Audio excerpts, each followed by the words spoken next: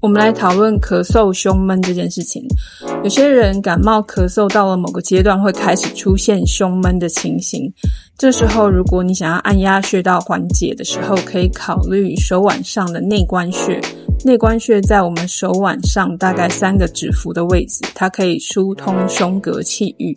但是必须要注意的事情是，胸闷仍然是一个比较危险的症状。如果突然出现胸闷、吸不到气的话，一定要紧急去急诊。在平时还没有症状这么严重的时候，中医的疗效可以考虑用中医治疗。